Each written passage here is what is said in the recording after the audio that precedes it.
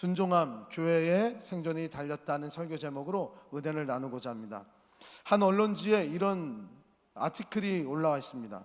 세상 만사가 내가 원하는 대로 이루어지지 않을 때 정서적, 정신적 통증이 찾아온다.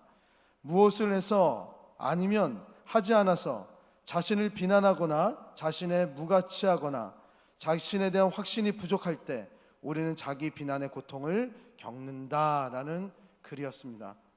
우리는 한 번쯤 내 뜻대로 되지 않을 그 상황에 다 마주하게 됩니다. 내 뜻대로 모든 것이 펼쳐지지 않을 때 우리는 고통을 느낀다 그래요. 그러면서 절망까지도 경험한다고 이 글은 이야기하고 있습니다. 그러면서 점차적으로 내가 가는 길이 과연 맞는 길인가라는 물음표가 떠오르게 되면서 모든 것들이 다 막혀지다 보니까 나의 가치 없음, 무가치함이 느껴지고 능력 없음으로 인해서 나는 쓸모없는 인생이구나 라고 느껴지게 될 때도 있습니다. 아무것도 할 수 없어서 무엇인가 하려고 하는 노력조차 이제 하는 것이 사치다라고 생각이 들어질 때도 우리 가운데는 놓여집니다. 그런 삶의 상황을 우리는 막다른 길에 서 있는 인생이라고도 얘기합니다. 아무 의지가 없어진 채로 아무 희망도 없이 막다른 길에서 어떻게 살아가야 될지 몰라 하는 우리의 인생들. 어쩌면 우리의 한국의 교회와 세계의 교회가 이 유사한 상황에 놓여진 것처럼 보여집니다. 무엇인가 하려고 노력하면 할수록 막다른 길에 놓여진 그런 교회의 위태로움들이 보여지는 것이 사실입니다. 우리가 이런 모습을 바라보면 세상적인 눈과 통상적인 눈으로는 참 위기가 다가왔구나 라고 생각하겠지만 참 신기하게도요, 성경의 말씀은 이러한 위기의 순간을 어떻게 얘기하냐면 이러한 순간에 구원이 누구에게 있음을 알게 하시고 우리가 아무것도 할 수 없음을 알게 하신 후에 하나님께서는 자신의 꿈을 이루는 곳에 우리를 올려놓으신다라고 성경은 곳곳에서 이야기를 하고 계세요. 이것이 우리를 믿음으로 인도하기 위한 하나님의 일하는 방식이라는 것입니다. 저는 이 하나님의 일하는 방식에 대해서 잘 이해할 수가 지금도 없습니다. 제 성격은 잘했다 이야기를 하면 더 잘할 텐데, 저뿐만이 아니라 우리 임직자들도 똑같은 생각일 텐데, 무엇인가 어려움 속에 나를 가둬놓고 막다른 길에 나를 놓으면 나는 더 절망스럽고 내 자신을 학대하면서 자책하면서 아무 일도 하지 않을 텐데 왜 하나님은 자꾸 이러한 일을 통해서 하나님은 일하실까? 이렇게 만드시는 하나님의 뜻은 지금 우리가 있는 이 땅에서는 결코 이해할 수 없을 것입니다. 천국에 가서야 천국을 경험한 우리가 경험한 후에 하나님이 이래서 이렇게 모든 뜻을 이루어 나가시는구나 라고 깨닫게 될 거예요. 하지만 우리는 믿음으로 하나님의 일하는 방식이 성경에서 이러하니까 우리는 믿음 갖고 우리의 막다른 길에서 하나님께서 또다시 역사하시는 것을 알고 나아가는 것 뿐입니다. 오늘의 말씀에서도 보면요, 바울과 실라와 디모데가 이제 새로운 선교의 팀을 꾸려서 2차 전도 여행을 나가려고 합니다. 1차 전도 여행에 같이 나갔던 바나바와 요한은 이제 자신을 떠났고요, 이제 새로운 팀을 이루었습니다. 새로운 팀을 이룰 때 어떠한 어려움이 있는지 저는 너무나도 잘 아는 게, 우리 교육자님들이 한 번씩 바뀌어 나가면 그 일을 감당했던 분이 교체가 돼서 똑같은 일을 하는데 새롭게 가르쳐줘야 되고, 말하지 않아도 모든 것들을 잘했던 목사님이 떠나다 보니까 사사건건 예민하게 모든 것들을 같이 디테일하게 이야기를 해줘야 된단 말이에요. 바울도 실라와 디모데와 같이 새로운 일을 펼쳐져 나가기 위해선 디테일하게 모든 것들을 다 가르쳐 줄 뿐만 아니라 아쉬움도 굉장히 많았을 거예요. 그들이 이제 새로운 팀을 꾸려서 벅찬 감동으로 마음으로 1차 전도 여행에서 하나님께서 놀랍게 성령의 역사를 일으키심 같이 2차 전도 여행에서도 복음의 능력이 그곳에 가득할 것이라는 기대를 갖고 나가게 됐습니다. 그런데 그들의 예상과 다르게, 기대와 다르게 하나님의 복음의 사역은 기회조차 없었습니다. 하나님의 말씀을 전할 때마다, 하나님의 역사가 일어날 때마다, 하나님의 꿈을 좀 품으려고 할 때마다 바울과 실라와 디모데는 큰 벽에 부딪히게 됩니다. 처음부터 그들이 큰 어려움을 겪었던 건 아닙니다. 처음에 바울과 실라와 이 팀들은 하나님께서 인도해 주신 좋은 조력자를 만나게 돼요. 그 좋은 조력자가 누구냐면 바로 루디아라는 한 여성이었습니다. 이 루디아는 그 지역에서 굉장히 부유한 상인이었습니다.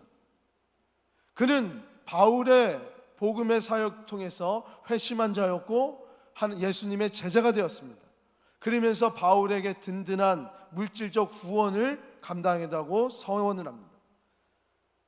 바울은 이제 물질적으로는 아무 염려하지 않고 주님의 복음을 잘 전달할 수 있는 힘이 생겼어요.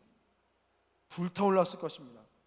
이제는 오롯이 하나님의 말씀만 전파하면 되는구나 라고 생각했어요. 그때 루디아가 강권을 합니다. 우리 집에 며칠만 더 머물러 달라고. 그래서 바울과 그 팀은 루디아의 집에 머물게 됩니다. 그러면서 빌립보 지역에서 복음 사역을 펼쳐져 나가는 것이 바로 오늘 본문의 시작이에요. 2차 전도 여행의 첫 시작을 빌립보에서 시작이 됩니다. 그런데 하나님의 말씀을 전하려고 할 때 귀신 들려서 점치는 한 소녀가 바울과 그 무리들에게 찾아옵니다. 이 소녀는 바울과 이 팀을 따라다니면서 계속 복음 증거를 방해하기 시작해요. 17절과 18절 상반절의 말씀에 보니까 그가 바울과 우리를 따라와 소리질러 이르되 이 사람들은 지극히 높은 하나님의 종으로서 구원의 길을 너희에게 전하는 자라 하며 이같이 여러 날을 하는지라 라고 나와 있어요. 이 말씀만 보면 큰 무리가 없어 보여요. 예수님의 제자였던 바울과 지금 이 소녀가 이야기한 것과 다름이 없는 거예요. 하나님의 종으로서 구원의 길을 너에게 전하는 자라고 얘기하고 있단 말이에요. 그런데 18절 말씀을 쭉 읽어보면 바울이 심히 괴로워 돌이킨다는 말씀이 있습니다. 왜 하나님의 종이라고 얘기하고 있고 구원의 길을 너에게 전파하는 자라고 이야기하는 것이 왜 바울은 괴로웠을까? 그것은요, 바울이 이야기하는 복음의 메시지를 사사건건 왜곡시키는 일들을 했던 사람이 바로 이 귀신 들린 소녀였던 거예요.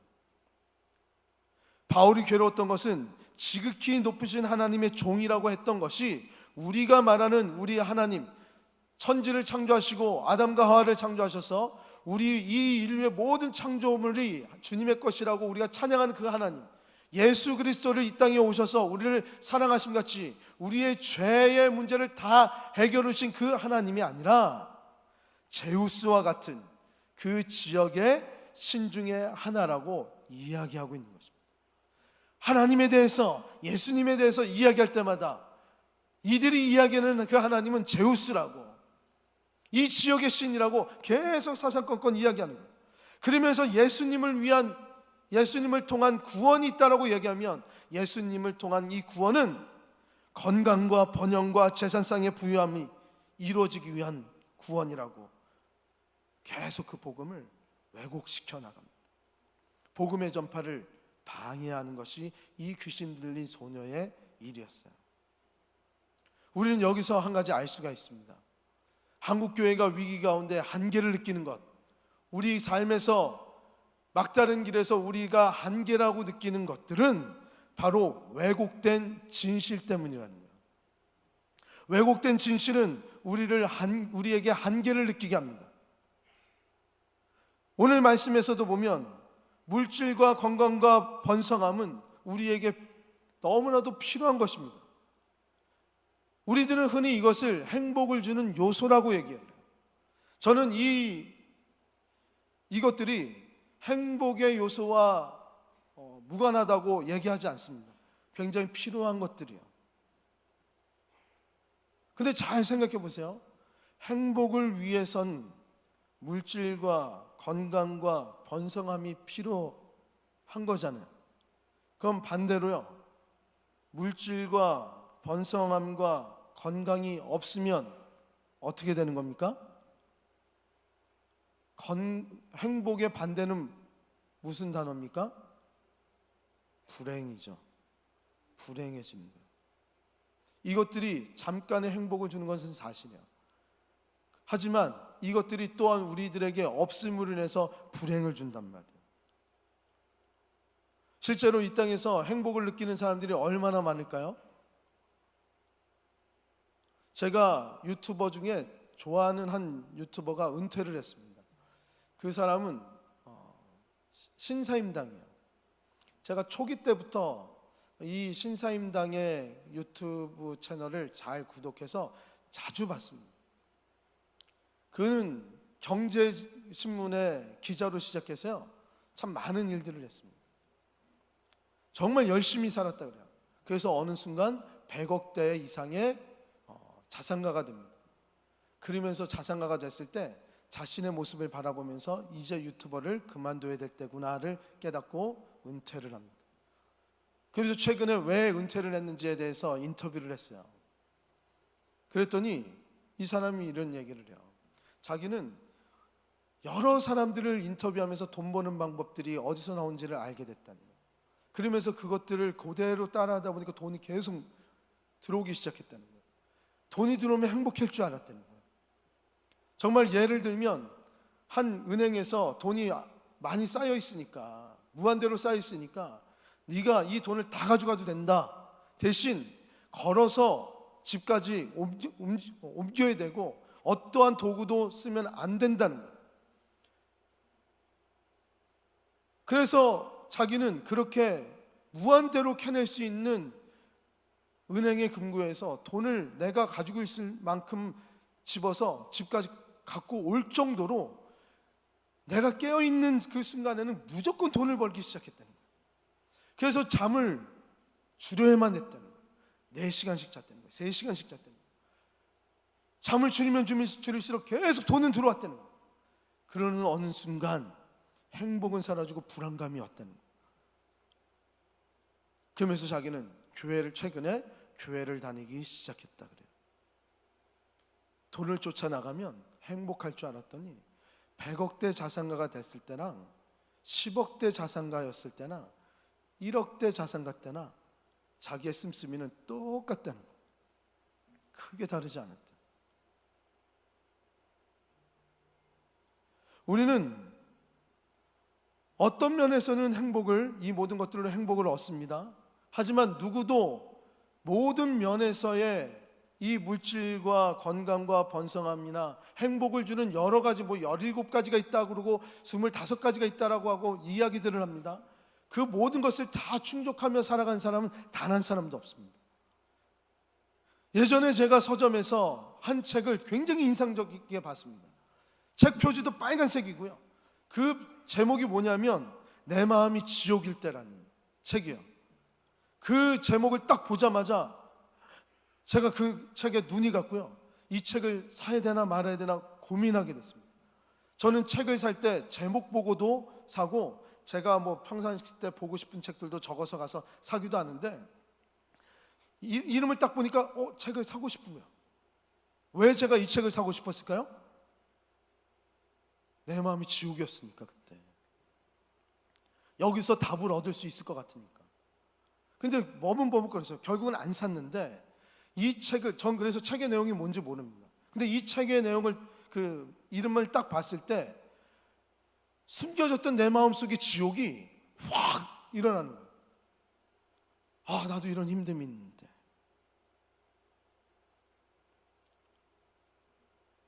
우리는 모두가 한편에서 지옥을 경험합니다.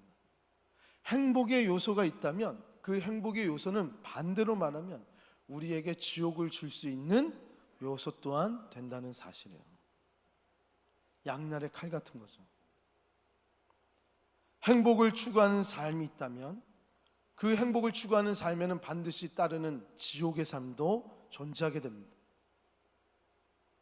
하나님의 말씀은 우리의 삶의 목적은 행복을 추구하는 삶이 아니라 그랬습니다.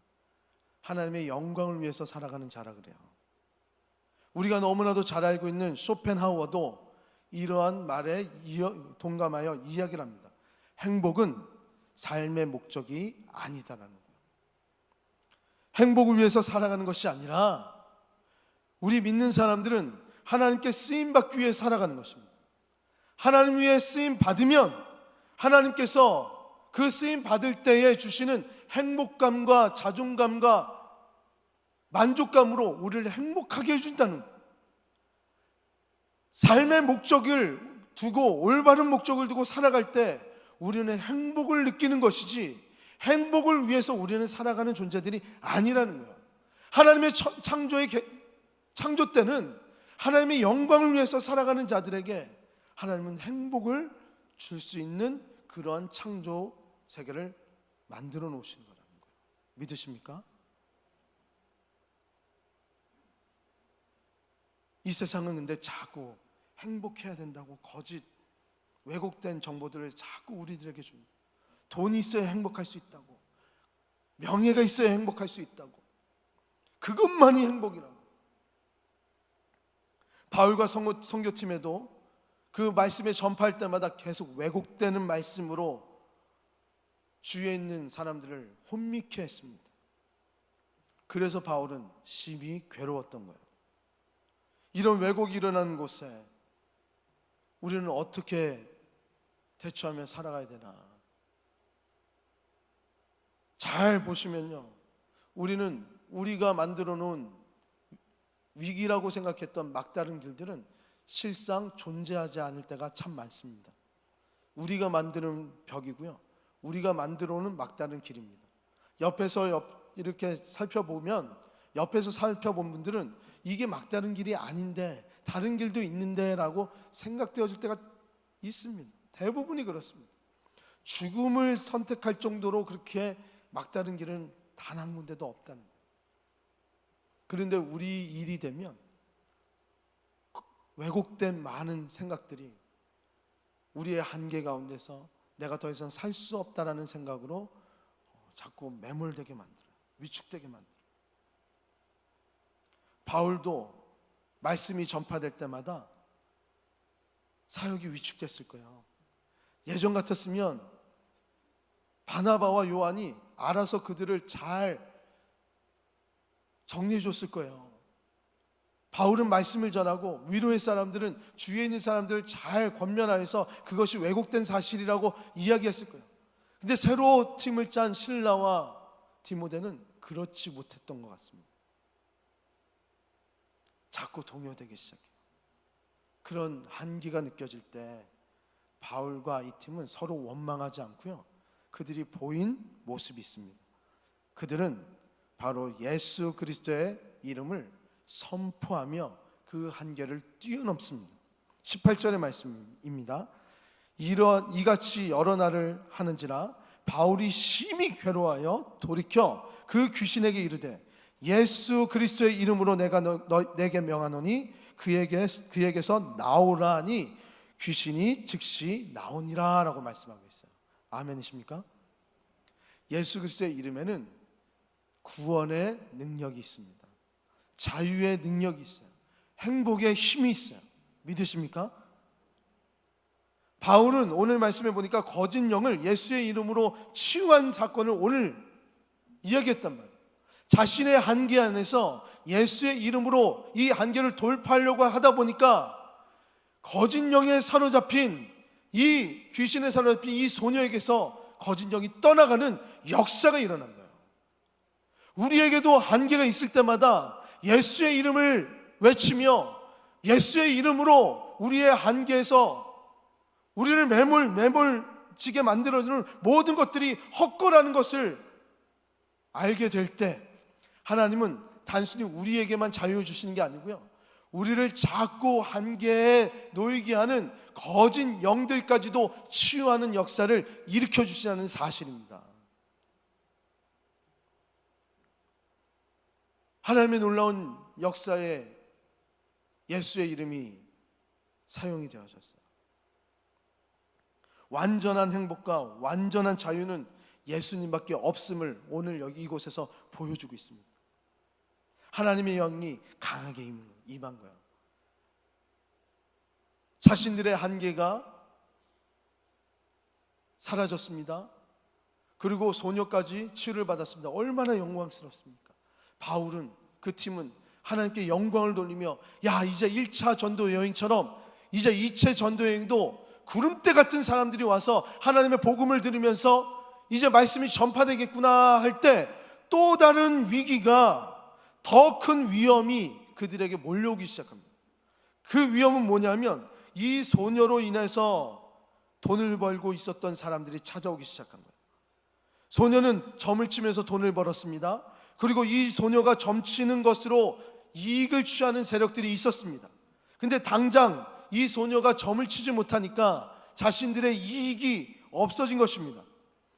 이 소녀를 통해서 돈 벌었던 세력들은 바울과 이 선교팀에게 찾아가서 강하게 어필합니다.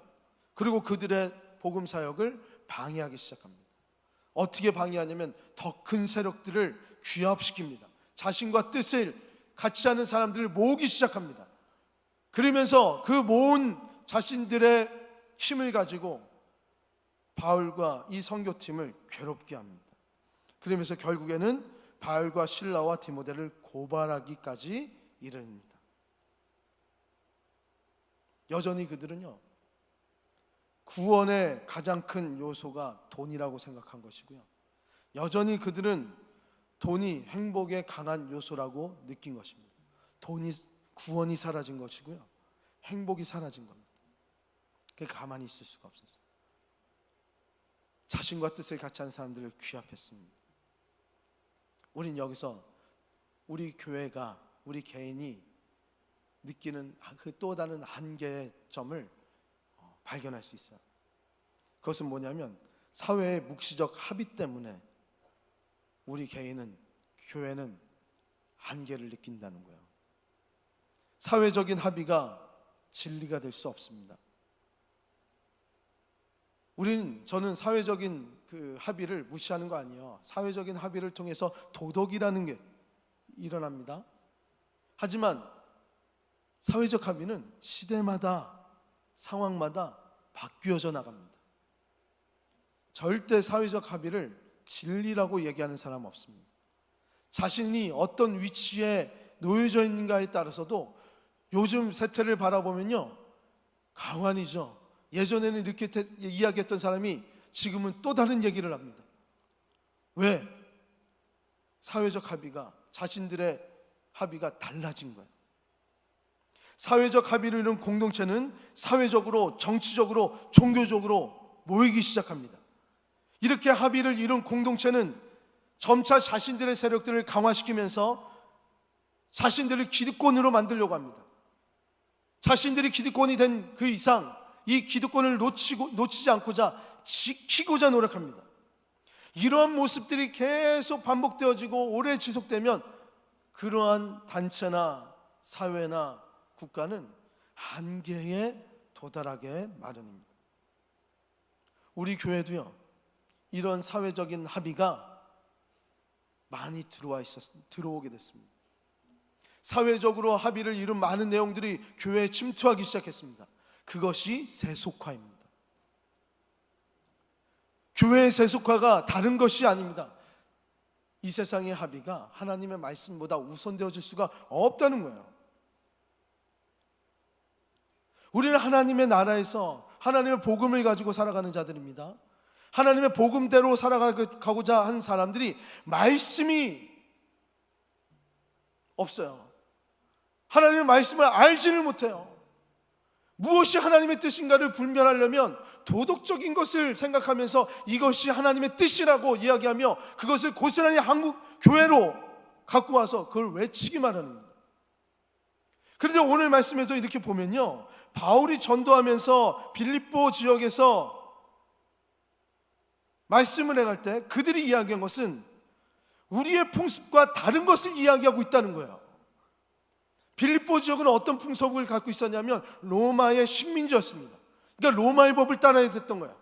로마의 법을 따라서 로마의 풍습을 가지고 살아가야 되는데, 지금 바울과 실라는 유대의 법을 따라 유대 사람 예수를 이야기하며 그곳에 구원이 있다라고 얘기합니다. 그러면서 그들을 고발한 거예요. 풍습을 해치는 자로 고발하기 시작한 겁니다. 근데 잘 생각해 보세요. 바울과 실라는 로마 사람이에요. 그들보다 더 로마인답게 사는 것이 무엇인지 알고요, 로마인들은 힘이 있었습니다. 그런데 그들은 로마인이라는 것을 처음에 얘기 안 하고 마지막 절에 가서나 이야기합니다. 그러면서 그 고발당한 바울이 어떻게 됩니까?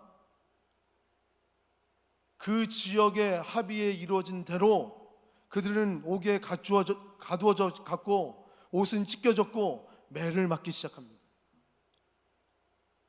복음을 의지하고 복음 전하는 자로 자신의 힘을 하나도 사용하진 않아요. 로마 사람들은 어떻게 돼야 되냐면 법적인 절차에 맞춰서 모든 집행들이 이루어져야 돼요. 근데 지금은 절차상에 아무 절차도 있지 않았고요, 죄목도 없었습니다. 그리고 나중에는 죄가 없음을 인해서 풀려나갔어요.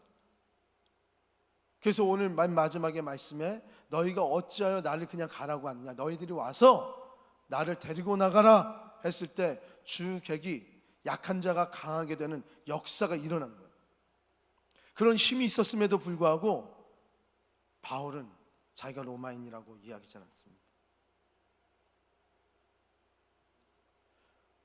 복음을 전하다 보면 이 시대에서도요, 세상에 합의된 것과 다를 때가 분명히 존재합니다.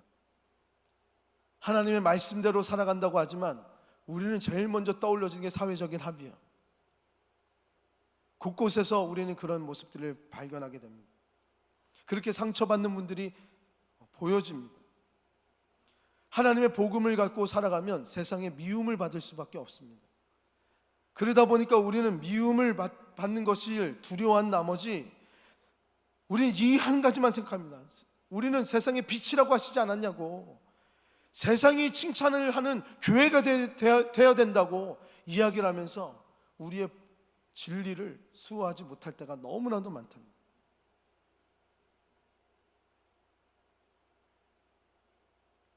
그런데 잘 보세요. 성경에서도 그렇고요, 우리 한국의 모든 순교자들은 이 바울처럼요, 자신의 힘을 의지하지 않고요, 이 세상에 하나님의 복음을 하나님의 방식대로 충격을 가하는 삶을 살았습니다. 근데 지금 교회는 세상을 향해서 하나님의 복음을 가지고 충격을 가할 힘이 없어요. 세상의 빛이라는 그 한마디 때문에 그것을 세상이 칭찬받는 사람으로, 교회로 오역을 해서,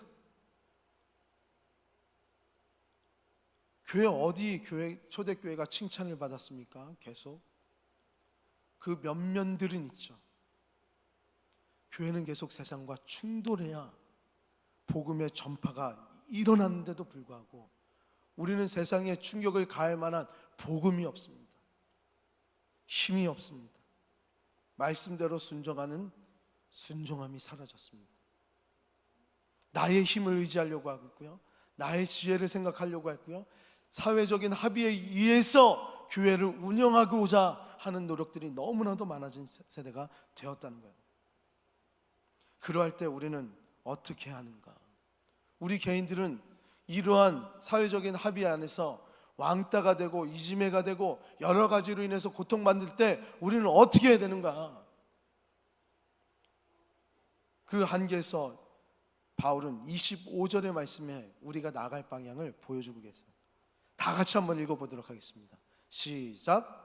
한밤중에 바울과 실라가 기도하고 하나님을 찬송하며 죄수들이 듣더라. 아멘. 어떻게 했습니까? 기도하고 찬송했습니다. 어떻게요? 죄수들이 들을 정도로, 이 세상 사람들이 들을 정도로 우리는 기도하고 찬양해야 될 줄 믿습니다. 우리의 힘을 의지하는 거 아니에요. 우리는 한계에 도달했을 때 이 세상과 충돌하여서 세상적인 합의 안에서 우리 교회가 어려워짐을 느낄 때 우리는 기도해야 되고요, 우리는 찬양해야 됩니다. 기도의 소리는 더 커져야 되고요, 찬양의 소리는 흥해져야 됩니다.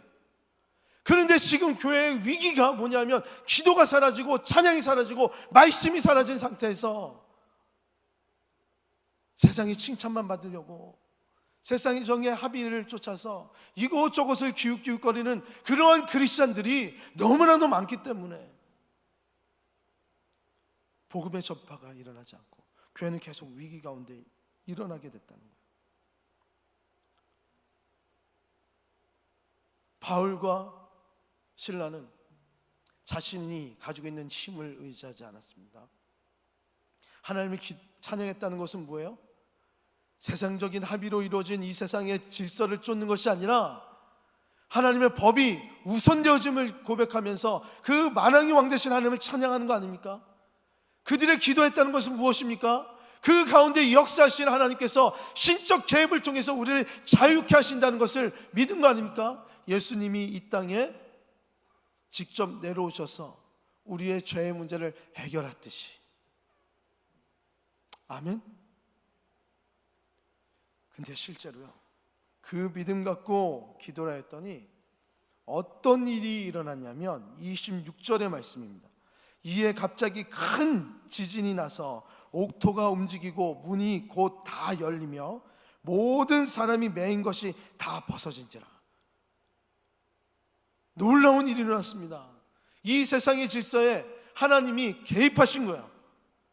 개입하다 보니까 큰 지진이 일어났습니다. 그러면서 매여있던 모든 사람들이 다 자유함을 얻게 되는 역사가 일어났어요. 찬양과 기도는 하나님의 개입을 촉발시키는, 하나님의 개입을 이끌어내는 힘이 있다는 사실을 믿으시기 바랍니다. 하나님은 찬양과 기도를 통해서 역사하세요. 하나님이 개입하시니까 어떤 일이 일어납니까? 새로운 삶에 대한 마음의 울림이 시작이 되었습니다. 하나님이 직접 개입하시니까 영적으로, 세력적으로, 가치적으로, 물리적으로, 물질적으로, 정치적으로, 종교적으로 취합했던 그 세력들이 한 번에 무기력해지는구나를 깨닫게 된 거예요. 하나님의 신적 개입을 통해서 이 사회적 합의를 통해서 갖추음 바 된 그 죄수들이 다 하나님의 능력으로 말미암아 풀어난 사건이 바로 이 사건 아닙니까? 사회적인 합의 위에 하나님의 법이 존재함을 보여주고 있는 거 아니에요? 이걸 통해서 하나님께서, 예수님께서 우리에게 주실 수 있는 유일한, 그분만이 우리의 유일한 구원이고 우리의 자유구나를 우린 여기서 볼 수 있는 거 아닙니까? 하나님께서만, 예수님께서만 우리에게 자유를 허락하십니다. 믿으시기 바랍니다. 놀라운 일이었잖아요. 바울과 또 이 팀들은 또 하나님 앞에 찬양을 드렸을 거예요. 이렇게 신적인 개입이 강력하게 일어난 것은 1차 전도여행 때도 없었습니다. 성령의 역사가 더 2차 전도여행 때 강하게 역사하는구나, 그러면서 하나님의 복음이 선포가 되겠구나 생각하는 그 무렵에 또 다른 문제가 생기기 시작했습니다. 계속되는 문제가 생기는 거예요. 이렇게 계속 하나님의 영광에서 일어났다가 문제가 생기면 어떻습니까? 이게 하나님의 뜻이 맞나? 내가 잘 살고 있는 건가? 고민하게 되잖아요. 그런데 바울은 끝까지 말씀에 순종하여 담대하게 그 믿음의 길을 걷는 것을 선택합니다. 어떤 문제냐면 모든 죄수들이 도망치는 바람에 간수가 자살을 시도하는 문제예요. 하나님의 계획하심으로요, 모든 죄수들은 다 풀어놨어요. 하나님은 모든 자에게 자유를 주시고 구원을 주시는 분이심을 믿으시죠? 아멘? 근데 오늘 말씀에서는 모든 사람에게 아닌 거예요. 한 사람은 자유함을 얻지 못했고 구원을 받지 못했습니다. 그 사람이 누굽니까? 간수예요. 간수는 하나님께서 자유함을 얻게 하신 그 사건으로 인해서 자신의 목숨을 끊으려고 그랬던 사람이에요. 우리는 여기서 우리의 한계를 또 한번 느낍니다. 나만의 자유를 생각할 때 우리는 한계를 느끼게 되는 거예요. 하나님이 계획하시면 우리는 모두 다 자유로워져야 돼요. 구원을 받아야 돼요. 그런데 이 간수는 하나님이 계획하심으로 인해서 극단적인 선택을 하려고 했단 말이에요. 이 간수가 왜 죽으려고 했는지 이유를 그냥 모든 죄수들이 다 도망친 것처럼 여겨서라고 오늘 말씀은 이야기하고 있습니다. 또 어떤 학자들은 이 간수는 하나님의 이 역사심을 보고요, 자기가 믿고 있는 이방신을 믿고 있었는데 이 모습을 바라보면서 두려워하여서 자신이 자살을 시도했다라고 이야기합니다. 우리는 여기서요, 우리 교회의 한계를 한번 살펴봐야 돼요. 우리 개인의 한계를 살펴봐야 돼요. 이 한계를 통해서, 한계를 뛰어넘게 하시는 걸 통해서요, 우리는 타인들에게 또 다른 한계를 주고 있다는 사실입니다. 우리가 구원받은 모습을 인해서요, 누군가에게는 또 다른 한계와 죽음을 생각할 만한 그런 어려움을 줄 수도 있다는 말씀이에요. 이 말씀은 이러한 태도들은 지금 우리가 살아가고 있는 곳곳에서 발견이 됩니다. 우리 교회에서도요, 교회도 집단주의에 빠집니다. 우리끼리 교회의 유익을 위해서라면 뭐든지 할 수 있는 거예요.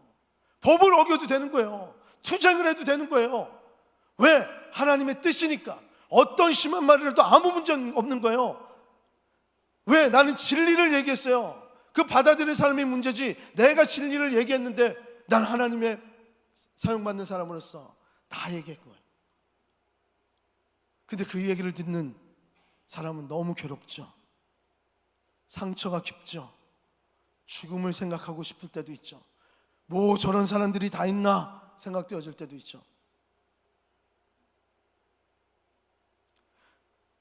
나의 자유가 남들에게 피해를 준다 그러면 그것을 뭐라고 합니까? 방종이라고 배웠습니다. 우리의 구원의 자유도요, 방종의 구원으로 이어질 수가 있어요.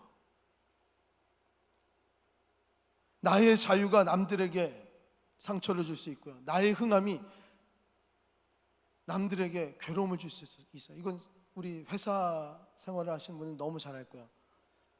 내가 하나님 앞에 정말 간절히 기도해서 승진을 했단 말이에요. 근데 이 승진하는 모습이 내 동료들과 내 후배들과 내 선배들에게 상처가 될 수가 있단 말이에요. 목사님, 어떻게 그렇게 피곤하게 우린 다 그렇게 살아야 됩니까? 비일비재합니다. 그런 일들은 제가 하나님의 복을 받지 않았다는 얘기 아니에요. 신적 개입을 통해서 우리는 구원에 이룰 수 있고요, 신적 개입을 통해서 우리는 정말 남들보다 더 승진도 빠를 수 있습니다. 그런데 하나님의 구원을 맞이한 사람들은 또 다른 구원을 기대하는 사람이 되어야 되잖아요. 오늘 정말 이 말씀을 보고 제가 제일 두려워했던 말씀이에요. 이전에 못 봤던 말씀. 27절과 28절의 말씀을 보면요, 간수가 자다가 깨어 옥문들이 열린 것을 보고 죄수들이 도망한 줄을 생각하고 칼을 빼어 자결하려 하거늘 바울이 크게 소리질러 이르되 내 몸을 상하게 하지 말라, 우리가 다 여기 있노라 라고 얘기하고 있어요. 지금 누가 누구를 걱정해 줍니까? 하나님의 구원을 받아서 이제 자유함을 받은 자인 이 바울이 자신을 억눌렀던 원수들을, 이 간수를 걱정해 주고 있는 거예요.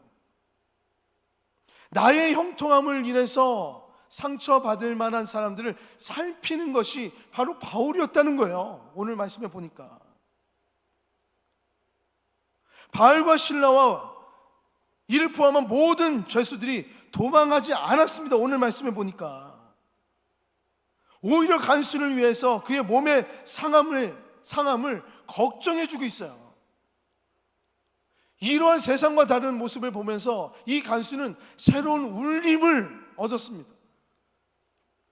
이 땅의 사람들이 보이지 않은 그런 삶의 태도예요. 이 세상의 사람들이 가지고 있는 의지하고 있는 힘과 다른 힘을 의지하면서 살아가고 있는 모습이 오늘 이 바울에서 보여지는 거예요. 우리 교회가 부흥하면, 우리 교회가 부흥하는 모습을 보고 마음 아파하는 사람들이 있을 수도 있어요. 시기하는 사람이 있어요. 오늘 이 간수가 왜 죽으려고 했습니까? 당장 내 실수로 내 자리가 위협받으니까 이제 한계를 느낀 겁니다. 그리고 내가 믿었던 신들에 대해서 이것이 거짓 신이었다는 것을 인정하며 자결하게 됐습니다. 종교적인 한계가 이루어졌습니다.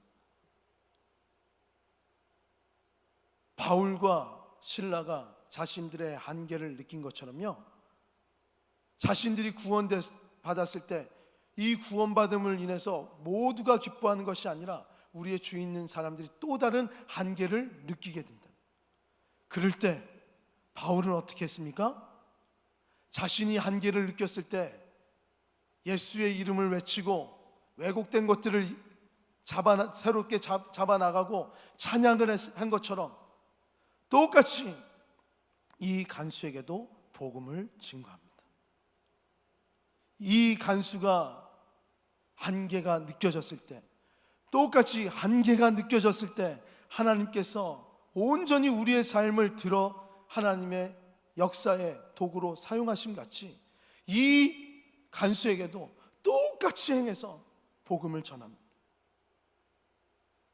사실 간수가 이야기한 어떻게 하면 구원을 받을 수 있습니까? 라는 이 질문에서도 사실 이 간수의 한계를 느끼는 거예요. 여기서 말하는 이 구원은요, 우리가 이야기하는 영적 구원을 이야기하는 것이 아닙니다. 그가 얘기한 것은 이 당황스러운 재난의 상황을 어떻게 하면 벗어날 수 있겠냐고. 당신과 같은 능력의 사람은 나의 처한 이 상황을 어떻게 극복해낼지 지혜롭게 나에게 지혜를 줄 수 있을 것 같다고 질문한 거예요. 그랬을 때 바울은 이 간수의 한계를 느끼고요, 복음을 전한 거예요. 예수 그리스도를 통해서 참된 구원이 있음을 가르쳐 주고요, 이 한계 속에서 참된 구원이 어디서 오는지를 깨닫게 해줬다는 사실입니다. 그 사실을 깨닫고 이 간부는 복음 앞에서 그와 그 가족이 구원을 받게 되고 그 밤에 세례를 받습니다. 저는 오늘 우리 시은석교회가 바로 이러한 교회가 됐으면 좋겠는 거예요. 하나님께서 우리 시은석교회를 사용하셔서 믿음의 부흥을, 전성기를 다시 회복시킬 줄 저는 강하게 믿어요. 그러면 이제 우리는 우리의 주위에 있는 사람들에게 우리와 똑같이 복음을 전하는 자로서 살아가야 되는 거 아닙니까? 한계를 느끼는 자들에게 우리가 손을 내밀고 하나님의 복음을 전하지 않으면 그들은 죽는 거예요. 죽음을 선택할 수밖에 없게 되는 거예요. 바울과 실라와 디모데가 위기의 순간에 하나님의 뜻을 쫓았던 것처럼 우리의 길이 막혔을 때에 그 이후에 하나님의 뜻이 있음을 분별하는 우리가 되길 원합니다. 하나님의 뜻이 분별할 때 새로운 하나님의 역사가 일어난 것을 믿으시는 우리 성도님 되시길 주님의 이름으로 축복합니다. 하나님의 뜻을 분별하여 순종할 때 이 위기의 시대에 우리는 하나님의 신적 개입의 은혜로 말미암아 놀라운 체험들을 하게 될 줄 믿습니다. 아멘. 그러한 교회 될 수 있도록 늘 말씀에 순종하는 우리 시은석교회 되기를 축복합니다.